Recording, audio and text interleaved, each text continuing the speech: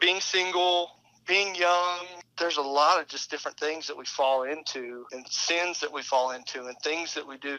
I just made some really dumb mistakes.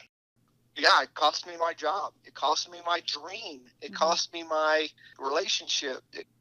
Even through all those mistakes, I loved God. And I just kept loving Him.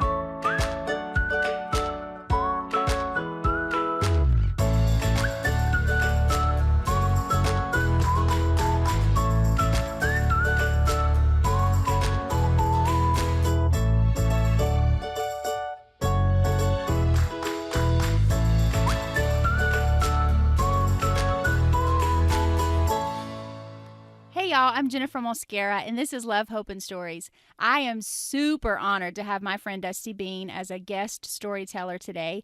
Me and Dusty go way back. Even though it's been a while since I've seen him or talked to him, this interview was so much fun because he's the kind of friend you can just pick right back up where you left off. I hope you feel like you're sitting on the porch swing, listening to two old friends shoot the breeze about the love of God. I have one quick story before I let you hear the interview. If you know me in real life, if you've ever been in any of the college groups I've ever led or a small group or anything like that, if you've known me as a friend in real life, and you've ever heard me say, don't think about it, just do it. I got that from Dusty Bean.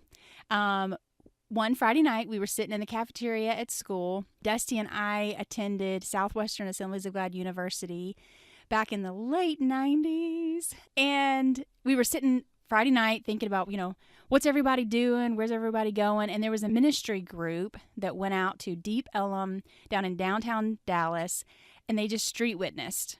Just met random people on the street and tried to, pick up a conversation and put Jesus in there somewhere. And so I was new to campus, and this was one of the first Friday nights that nothing really was happening. There was no plans. And I was eating dinner with a bunch of friends, and Dusty happened to be at the table, and he was like, hey, Jenny, why don't you go out to Deep Ellum with us? And I was like, oh, I don't know, street witnessing? I don't know. That just is kind of hokey. I don't know. That's weird. And he just looked at me and he said, Jenny, don't think about it. Just do it. And I was like, okay, let's go. So we got in his truck that you'll hear us talk about, and a bunch of us went down to downtown Dallas, and I will never forget that night, talking to a homeless woman, talking to a woman sitting, waiting for the bus stop. It probably meant more for me than it did for the people that I talked to that night, but I will never forget that experience of don't think about it, just do it. If it's for God, then don't think about it, just do it. And I actually thought about that when I had the opportunity presented to do a podcast. That thought came to mind. Jenny, don't think about it, just do it. Just jump in for Jesus. So thanks, Dusty, for giving me that life lesson that I have literally leaned on all these years. Here's my friend, Dusty Bean. Hi, Jenny. How are you? Thanks for being on Love, Hope, and Stories. Thank you for asking me. This is going to be fun. Okay, so I should tell everybody that we met when we were in Bible college. You were actually one of the first friends that I met. I think I was the first. You weren't the first. I'd like to think that I'm the first. You weren't. I'll bust your bubble. But you were one of the first, and you were one of my best friends while we were there. You were mine. And I was thinking about the Big Red Barn. Isn't that what you called your truck? It was the barn, or the Big Red Barn, or yeah. I was reminiscing recently about towing people behind it in the parking lot at Southwestern when it snowed one day. Yeah. We did that one day. That was awesome. And do you remember going to the snow cone stand with all the people? Oh, golly. Like we a ton of pile people. up in the back of that thing, and we drive all over Waxahachie and everywhere else. Yeah. Yeah. But why don't you tell people who you are? Who are you? Where do you live? What's going on? My name's Dusty Bean. Mm-hmm. I live in Artesia, New Mexico, where I am born and raised. I teach ninth grade health in Artesia Public Schools. I'm also the head golf coach here. Cool. Yeah. I've seen some pictures with some football players. Do you do that too? I coach football. Yeah, I also coach football. I do that too. Okay, that's fine. But Yeah. You're married. Golf's my passion. I am married. I have the most beautiful wife in the world. Mm. Her name's Raylynn. And then I've got a 10-year-old little redhead firecracker named Kyle Bean. And then I've got, I just think she's the prettiest little 7-year-old daughter in the world, Daily Rose Bean. Oh, that's so sweet. She's my snuggle bug. I love it. So when I think about my college years, my Bible school years, you're definitely a huge part of it. And because we had classes together, we were in the same major. We were both in youth ministry. Yep. And you helped me find an internship. I did. Yeah. Yep. There was a lot of us that did that. For a season. Yeah. Yep. And I just remember, it was a lot of fun. It was a learning experience for sure, but a lot of fun. I just remember us dreaming about what ministry was going to be like, this big ministry and what we were going to do. And I remember the world. I know, right? I remember one time we were driving down I-35 in DeSoto. I remember exactly where we were. And you said, how many people do you want to be in your youth group? Do you remember this conversation? No, but I don't doubt that that's what happened. And I was like, I don't know. However many the Lord gives me. I don't know. I hadn't thought about that. And you're like, I want 500 kids. Yep. To be in my youth ministry. Yep. And then, we had that conversation about, are you ever going to be a pastor? No, never going to be a pastor. Always going to be a youth pastor. Yep. I didn't realize back then what 500 kids look like. And all the stuff that goes with 500 kids. I did youth pastor at church with that many. Yeah. But man, that was work. Yeah. It was I got close to Jesus. So like I said, we were dreaming, right? We were. Dreaming. We were, I think when you're young like that, you just, you think you got it all together, mm-hmm. And you don't realize how much you don't have together. Yeah. I mean, you have no point of reference, really, except what you've seen done, you came from. Neither one of us came from really a ministry family. Yeah. Yeah. And so all we knew what to do was dream. Yeah. That's all we knew to do. Yeah. So now you're a husband and a dad, and I saw that you were the New Mexico High School Golf Coach of the Year. I was. 2017, our boys and girls, both our boys and girls team won, which doesn't happen a lot. So they've named me the 2017 High School Golf Coach of the Year, and that was a big honor. That was a big thing because now that the years have passed by, this is my 13th year as a golf coach. Wow. Okay, so tell me the story. How'd you go from way back when to now? What's happened the 20 years? Oh, man, 20 years. Let's go down memory lane. Here we go. You ready? Yes, in the Big Red Barn. Taking a walk. Let's get in the truck. Take a drive. Here we go. So I started playing golf when I was like 6 years old. I fell in love with it. And the reason I fell in love with it was I wasn't at home. And, we have, now that we're parents, we fight that iPad battle. Mm-hmm. And we fight that TV battle, Disney Channel and all that stuff. And I never had that problem. My parents went through a divorce, and I just didn't want to be there. Yeah. And, it was tough on this little teenager that didn't know what life was like. And so I started playing golf, and I got pretty good at it. And I ended up playing a little junior college, New Mexico Military Institute. And I played there for 1 year. And after that year, I was asked, I wasn't really asked not to come back. I just didn't, I didn't make the grades. Okay. I had a .75 Tell the truth. GPA. Yeah, that's the truth. I had a .75 GPA, and my dad basically said, look, we got to figure something out. And I said, yep, sure do. So I switched that, and I moved home, which isn't very far, but I moved home, and our golf pro was like, hey, man, come work for me. And so I started working at our golf course here, and just really learning a lot.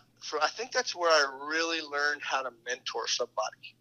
how to be a mentor was working for our pro here. Because he really took me under his wing and said, look, this is what it's like. This is what it is. And that's what mentorship is. Mentorship is taking somebody and saying, okay, let's put you in the fire. Go not too far, but maybe just your tippy toes, and let's teach you what it's like, you know. In the meantime and all that, I'm helping. You know, I fell in love with Jesus when I was like 12 years old or something, and I've been helping with camps, and so I'm working at the golf course. I'm driving back and forth to college, a little community college here, and we go to camp, and this dude stands up and says, hey, we got this Bible college in Dallas, or south of Dallas. We'd love for you guys to come down there. And God really put on my heart, hey, I want you to do this. You need to go do this. And it didn't make any sense to me because I was like, at the time, I was like, I'm going to be a golf pro. That's what I'm going to be. And it was right after that camp that God showed me, no, you're not. No, that's not what I want you to do at all. So your heart for it changed after that? Heart for golf? For golf? My heart, no, I still played golf, a lot of golf. I loved the game. I just didn't want to work for it. Okay. I just didn't want to work in that industry, you know.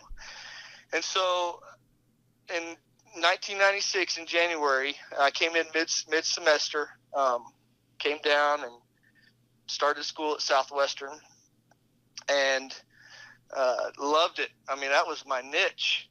I mean, it was where I never wanted to come home. I'd stay there over Thanksgiving break. I'd work security. I'd find odd jobs. I didn't go home a lot. Matter of fact, I think I went home with you one time, just to go, and had a great time meeting your family. And just, I didn't ever want to be at home because my home was pretty dysfunctional at the time, and it's gotten better.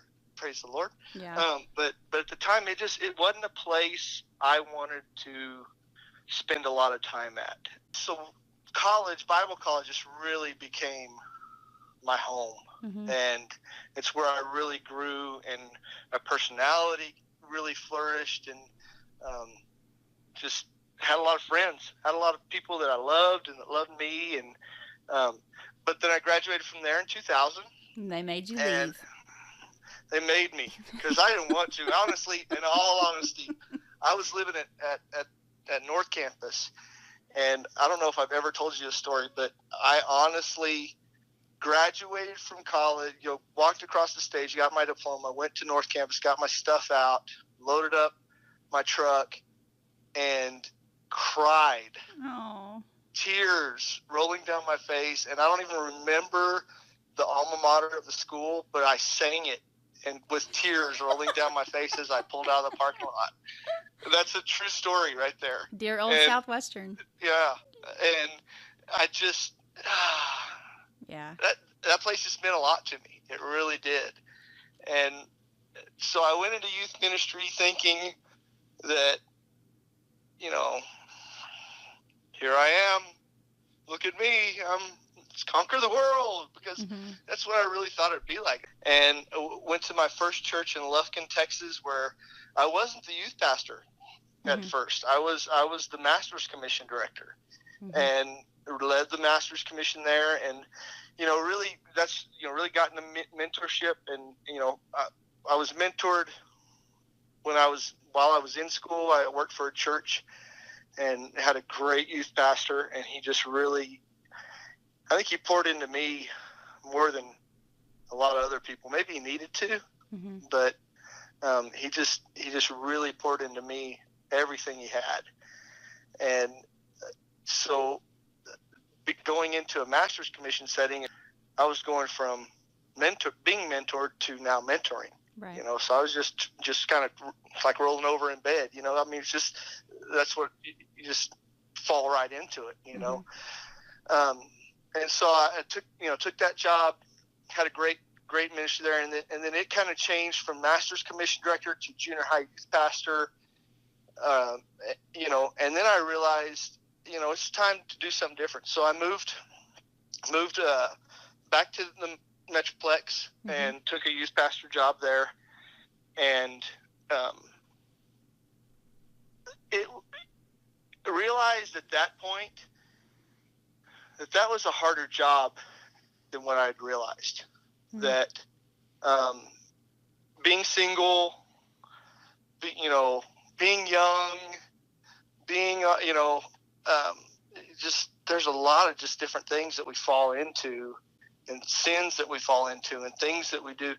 And so I just made some really dumb mistakes, Mm-hmm. and ended up being taken out of ministry there.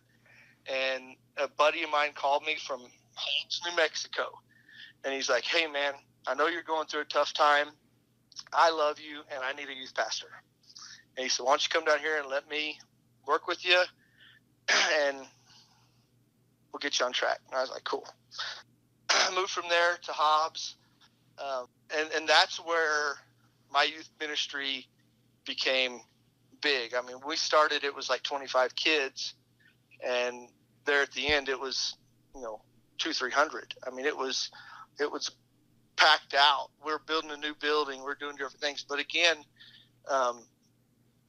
still single, Mm-hmm. still bonehead, young guy, and made mistakes. Mm-hmm.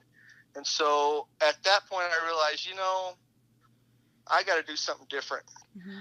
And so I left Hobbs. I came home. I was working in a hydraulic shop, which, I mean, I knew nothing. I'm around these grown men that cuss, and I just left Bible college a couple years ago, and I don't. And, I'm in a whole different setting, and I knew nothing about hydraulics, but the owner was a good friend of mine that I had played golf with for decades when I was younger. Mm-hmm.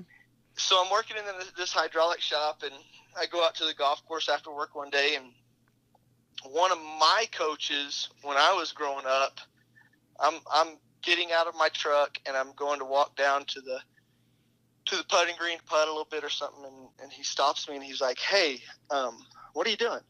I'm like, "Well, just hanging out. What are you doing?" He said, "Well, I just got the head golf coach job." He said, "Why don't you come be my assistant?" I mean, not, "Hey, how you doing?" No, "Where are you working?" I mean, I hadn't seen him in a few years. And he's like, "I just got this. I want you to be my assistant. I saw you walking down here," and was like, "Yep, that's the guy." Immediately I was like, "Yeah, I don't have to pray about this one." Yep, that's what, yes. And so, I mean, that was 13 years ago. And because of that, because him coming up to me and saying, "Hey, I want you to do this," that's when I started substitute teaching, because I couldn't work in the hydraulic shop and still coach golf, because, I mean, that takes time, and they want you working. And so I started substitute teaching, and I realized when I started substitute teaching that, I've always said God called me to kids. Yeah. That's just where I want to be, that he called me to kids. And we had talks that I'd never want to be a pastor ever. Mm-hmm. I'm the youth pastor the rest of my life. And I really think that's true, because I started subbing, and I realized when I was subbing, when I was youth pastor, and I didn't have to make those kids be there. Yeah. They were just there. And I only got them one night a week. Mm-hmm. Maybe two if they came on Sunday to discipleship or something like that. But I only got them really one night a week. And I had to entertain them to get them there. Mm-hmm. I had to do something in youth ministry. I mean, you could play a game, cool music, something like that, to entertain them to get them there. But when I teach school, they have to sit there and listen. And I get them every day. Yeah. And so I really realized that I was like, this is awesome.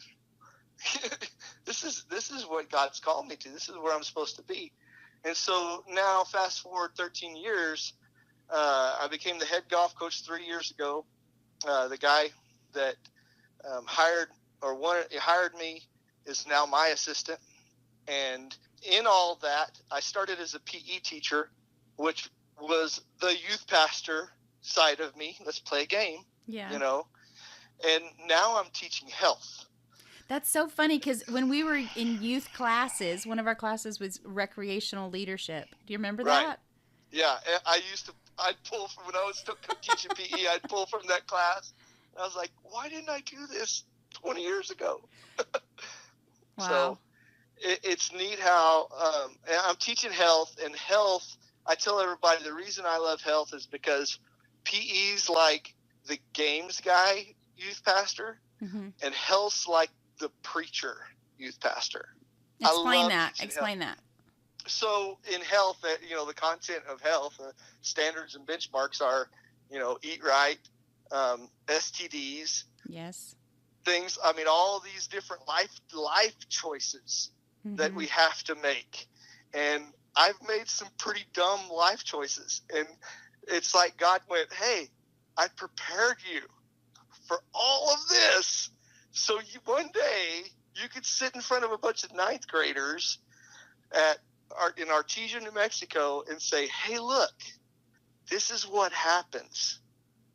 Wow. This is what, when you do this, this is what happens.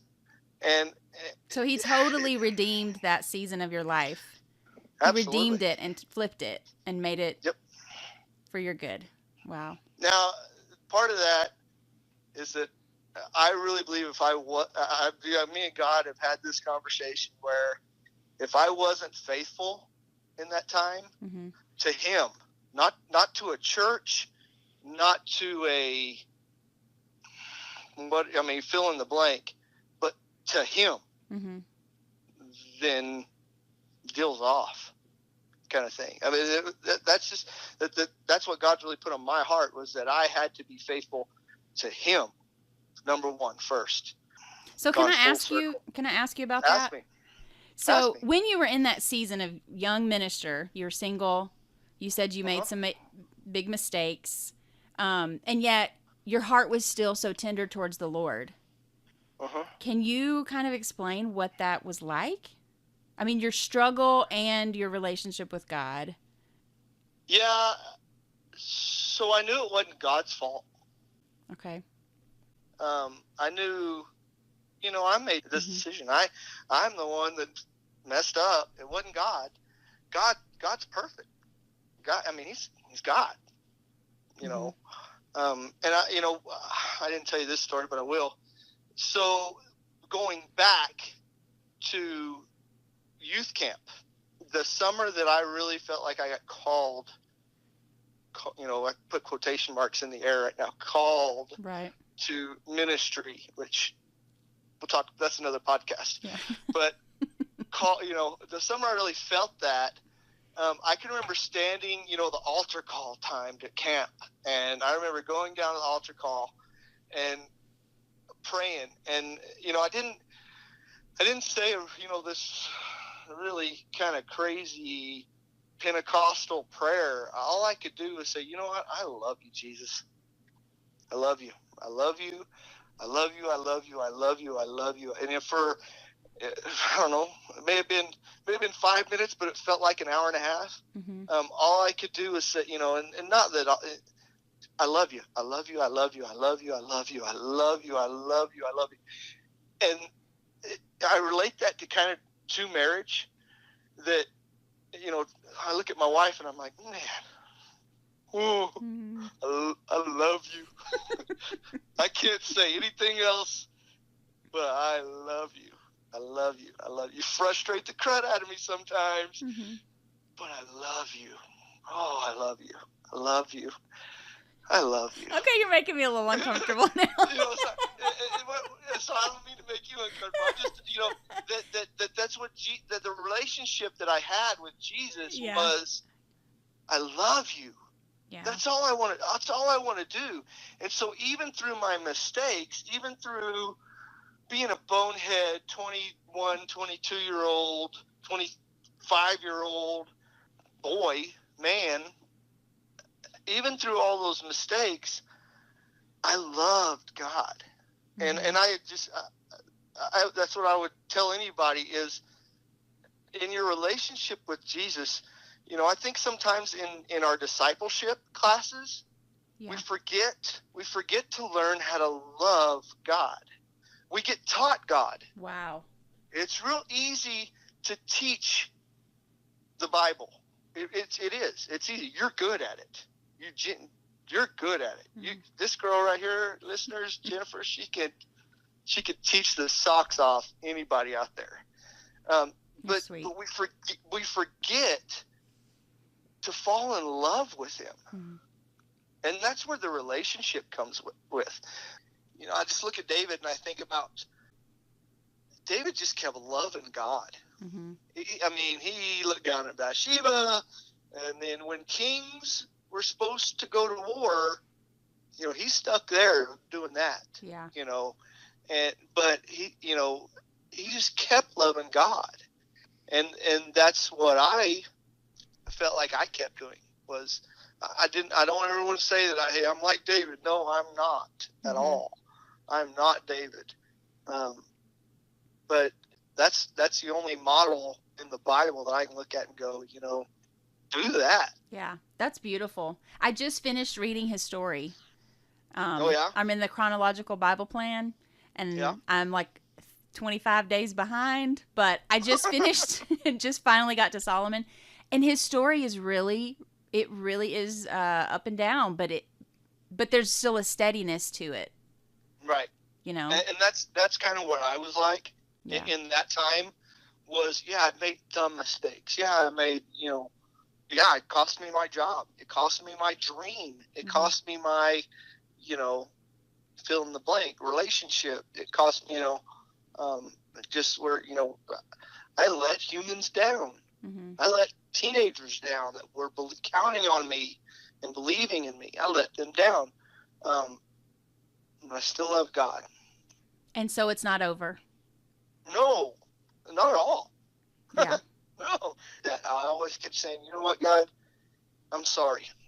Yeah. I love you. I'm sorry that I just took it in my hands for a little bit. I love you. So you said if you had stopped doing that, that's where God's hand of protection and guidance would have. Yeah. That's where you feel like that would have been broken because your love relationship continued. I think a lot of times when people mess up, it's like we feel this huge wall that we choose not to engage God. Like guilt and shame and sin, we just wear it and we just carry it around and we let it keep us from God when God's saying, dude, that's what I came for. That's why I'm like, that's what I'm trying to give you is freedom and redemption from that. So just out of your free will, you just kept loving Him. I knew it wasn't His fault. I knew this wasn't Him. This was me. This was earthly me that made these decisions. And I just kept loving Him. Just saying, man, I don't have one doubt in you. I don't have one doubt in who Jesus is in Dusty Bean's life. Wow. And I think that's why God has taken me full circle. And He'd do it for somebody else. So you're doing ministry. You're not in a church, but you're doing ministry in Artesia in your everyday life. Yes, ma'am. But you do have restrictions on what you can't bring a Bible into your class and start going honestly, on. Well, honestly, I work for the best public school district in the world. Our superintendent is my neighbor, lives right down the street. Mm-hmm. And, I asked him one day, I said, hey, kind of want to bring my Bible to class. He goes, you better. You're going to need it. Wow. I'm like, okay. And so here's what I do. When I'm in class, I say, hey, look, I really want to tell you guys this stuff. And if you want to stick around, I'll share it with you. But right now we're going to talk about this right here, and every now and then I'll have one or two be like, hey, what else did you want to talk about? Oh, dude, let's talk about. So if you have a relationship with Jesus, just go there. And so, I do that. Honestly, I do it. I don't bring it up in class because I don't want to put my bosses in that position, mm-hmm. But man, What are they going to do? Fire me? I mean, I love this statement. Somebody, I don't remember who taught me this, but if they beat us up, God will heal us. If they kill us, we'll be with God. Either way, I'm pretty golden, you know. So if I get fired, oh man, God, where are we going next? Maybe this circle is a figure 8. Wow. You know, where are we going next? Because this is gonna be fun. I just love you, you know. And so I've just developed, and I want to say, man, it's taken some time. It's taken some heartache, and it's taken some just, you know, you're an idiot, Dusty, just a dumb idiot kind of days. And really having those conversations with yourself, honestly, which I have. It's taken a lot to get there, but in all honesty, that's where I'm at. I'm like, you know, what are they going to do? And I teach at a public school, and I don't want to put my bosses in the situation of, you know, but I have some great backers in my school. Yeah. And they love the Lord. You know, kind of small town America, but you know, if you're listening to this and you're an educator, we can all stand up for Christ. Yeah. You know. Hey, have you heard of? Well, no, you're a man. Never mind. I have a really good friend who I hope to have her on the show, who has a nonprofit organization called We Teach Joy, and it's for Christian women public educators. But I have not heard of that. Yeah, you're a man, so never mind. Well, but maybe, I mean, hey, just because I'm a man, girl. But that's their thing. Is like, you are on the mission field. Yeah. See, I've had some pastors that have been like, oh, you're not in ministry anymore. There's some people out there that really, if you're not working for a church, you're not really in ministry. And I just don't agree with that at all. I really feel like that my mission field I walk into every day. Yeah. You know, and you know, same thing goes, you know, for a businessman or a businesswoman. I mean, you walk into your mission field, and there you are. Yeah. You know, what are you going to do with it? You know, I do this, and again, it's kind of one of those, what are they going to do to me things? But one of the things that I started doing when I was the head coach was, you know, when you see football players and they gather around in the middle of the field and they pray and that thing. Well, in the game of golf, you don't really see people pray. Yeah. You know, I mean, you just don't. There's not a time, quote unquote, for it. You know, everywhere we go, we have to drive to get there. And when we leave the parking lot, I just say, hey, I'm about to do this. If you want to pray with me, you just say amen at the end. If you don't, you just put your headphones on and forget I did it, you know. And I just say, hey, Lord, I just pray right now. You get us there, you get us back, and you let us have a good time. Your name, pray, amen. You know, just that quick. Yeah. And just things like that. Before we tee off, we get together as a team, and we say a prayer. And 9 times out of 10, I'm like, okay, guys, who wants to pray? No, Coach, you pray. Okay, you know. Shoot, I don't mind. Let's go. You know. Yeah. That's but awesome. I tell them, you don't have to do this. This isn't something you have to do. If you don't want to, it's okay. You know. But as long as I'm the head coach, we're going to do it. We're just going to make that part of our tradition. I had this youth pastor son on our team one time, and you know, here's this PK.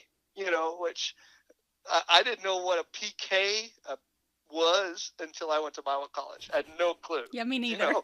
I was like, what has he got something? Would he catch it? What? You know, I mean, what's it? He's got PK. What's that? You know, that's weird. I love it. I had no clue, you know, and then I found out there's an MK, and I'm like, oh. What is that? What do you do? Okay, so those are pastor kid and a missionary kid for those who are like me and Dusty that didn't know. Had no clue what those were. So I have this PK on my team, right? And so I'm thinking, here's this kid, been raised up in church, which he was. He was a great kid, loved the Lord, you know. So we'd be pulling parking lot back. Hey, Spence, pray for us. Oh, God. Okay, amen. He pray some short little prayer. Amen. Well, about the fourth or fifth time, it had been a couple of times. That I asked him to do that. He comes up to me and he's like, Coach, why do you keep asking me to pray? I'm like, well, Spence, you love the Lord. You love Jesus. He's like, yeah, I do. But I don't like praying out loud. Well, all you had to do was tell me, okay, cool. It was just like, but through that, I was like, Spence, hey, look, we're teaching these other guys, Mm-hmm. and it had this whole mentorship moment about how, we got to step out of our comfort zone sometimes. Wow. Sometimes we have to, in order to bring those people to Jesus, we have to step way out of our comfort zone and do something else, Mm-hmm. do something we're not comfortable doing, and so just times like that, I think every youth pastor should have to be a teacher. Now that I've gone through it, now that I'm on the other side of it, which in all honesty, in my mentorship times, one of the other guys that were being mentored with us, he was an education major. Mm-hmm. And now he was a youth pastor. Now he's on staff at a church in Florida, and he's the media director. But he was an education major, and we used to make fun of him. I was going to ask you, looking back, do you wish that you had changed your major? Absolutely. Yeah. And as far as education goes, there's two things I wished I'd have done. I wished I'd have graduated with an education degree. Mm-hmm. Not that I didn't want to do youth ministry. Right. Not that I didn't want to do that. Not that I wouldn't have. I'd have gone and worked on a drilling rig if that's what God would have told me to do. But not that I wouldn't want to do that. But yes, I wish I would have graduated with an education teaching degree. And I wish I'd have got. That's what the other thing I would probably tell my 21-year-old self was, look, just stay in here and get your master's. Mm-hmm. Because if you ever do go into teaching, it just helps. It helps to have that master's. Yeah. I mean, some school districts, when you're hired on, if you only have a bachelor's, some of them make you get a master's.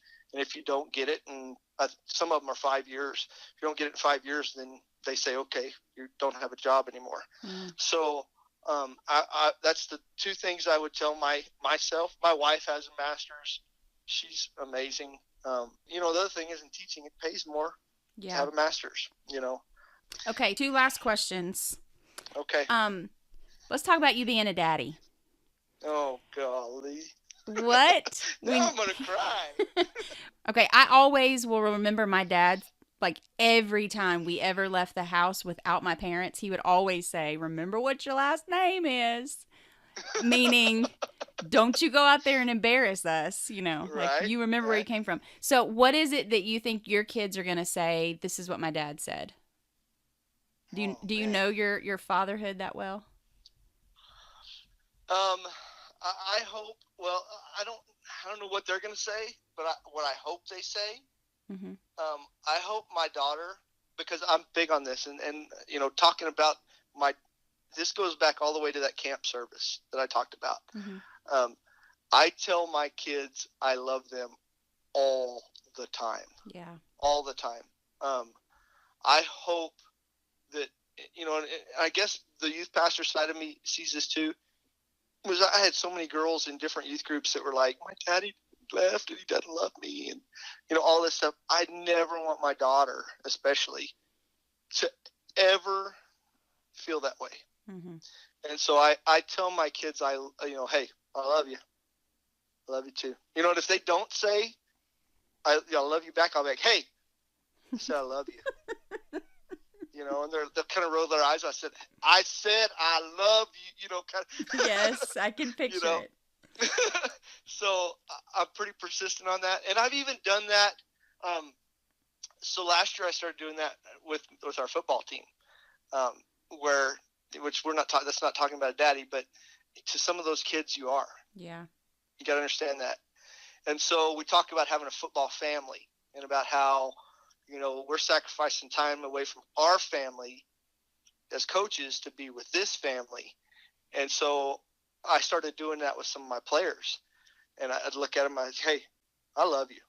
And it went from, I had this kid one day and he was like, Coach, you chewed my butt out today.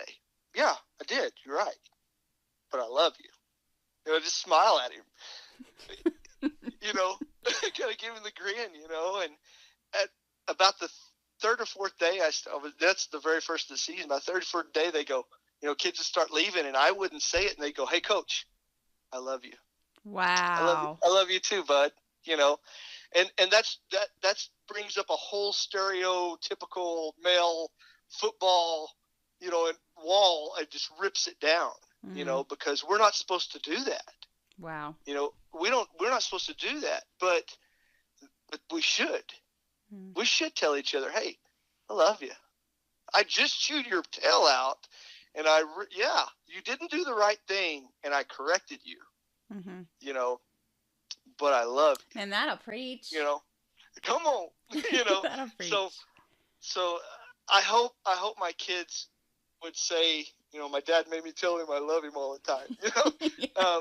But I hope my kids would say, in everything, our daddy loved us. Yeah. That's good. I love it, Dusty. No matter what happened, no matter what we did, he'd rip us. Oh yeah, with that voice, Daddy's got this voice that and I do. Man, I've got the dad voice down. It's and when that voice comes on, you better pop to. And what's the secret to having that kind of a voice? You gotta like tense up your abs. Like, oh, try it. I'm laughing. Yeah. Okay. Last thing. Good stuff. Are you on Spotify? Do you have a Spotify? You ever go? Okay. Listen to? So I was listening to some other episodes of Love, Hope, and Stories. Yes. And so I just got a Spotify. Okay. Great. I've been trying. I don't know how to do it yet. Oh. Because I'm not that young guy anymore. So after the show, you're going to teach me how to do it. Okay. But well, I have one now. We have a playlist, Love, Hope, and Stories playlist. And I feel like stories always have a song, or songs always have a story. Can you think of a song for your story? Something with faithfulness. I mean, and I'm not a hymn guy. I got to be honest. Mm-hmm. I just never have really been a hymn guy. But if you sit there and you think about the lyrics to "Great is Thy Faithfulness." Wow. I mean, I hate to say that because I'm really not a hymn guy. But it's good stuff. But man, alive, when I start thinking about that I'm like, yeah, you're pretty faithful, God. Mm-hmm. You never left. You never left. Mm-hmm. Maybe you didn't leave because I didn't deny you. But you never Or maybe left. That's just his character. He didn't just go anywhere. Where would he go? Maybe that's just who he is. Where would he go? Yeah. I'm just going to chill right here until you come around. Mm-hmm. I love it. It's going on the playlist. All right. Great is thy faithfulness. I always remember you with the guitar, and you could make up a song on the spot. That's one of my favorite memories from you. Yep. This would have been a whole different episode if you had just sung your entire story. Next time. Well, thank you, Dusty. We'll have a little sing along. Thank you. I was kind of fretting about, I need a guy voice because I don't want this to be a bunch of girlfriends on here. Well, it has been so far. I know. Well, this is only episode 5, so give me a little grace. And I do have some lined up, but you just happened to text at the right time, so you get to be the first male guest. It was my pleasure, and let me just say, Jenny, I love you, and man, you've been my friend for, golly, 25 years or so, and or maybe not that long, but we've been through some things, and you're an amazing mom and an amazing woman, and I've always seen God shine all over your face, and that's the one thing about you that I just think's amazing. You're my family. Always Yes, have ma'am. been. Yes, ma'am. All right. Thank you. All right. I so appreciate Dusty for sharing his story. He's the first to admit he's not perfect, yet I have always known him to keep choosing to follow the two greatest commandments, loving God and loving people, which truly puts joy out into the world. Today's challenge is this: don't get stuck. Don't get stuck in sin. Don't get stuck in a bad situation. Don't get stuck in a poor life choice. Hope in God's love for you and then lean in and love God back. No matter what has happened in your past, your story's not done yet, and we always have the opportunity to love and hope in Jesus. If you know someone who could benefit from Dusty's story, please share this episode with them. Which makes me think, have you subscribed to the podcast yet? If not, you can do that right now so you never miss an episode. If you're on iTunes, just hit the big blue button that says subscribe. It's that easy. Also, when you rate and write a review for the show, it helps other people who are looking for some encouragement to find us. Let's have fun passing some love and hope around the internet. Until next time, I'll see you all on the Love, Hope, and Stories social media sites, including Spotify. Just search for Love, Hope, and Stories, and you can listen to Dusty's Add to the Playlist Song of the Week. And on that note, I'll see you soon.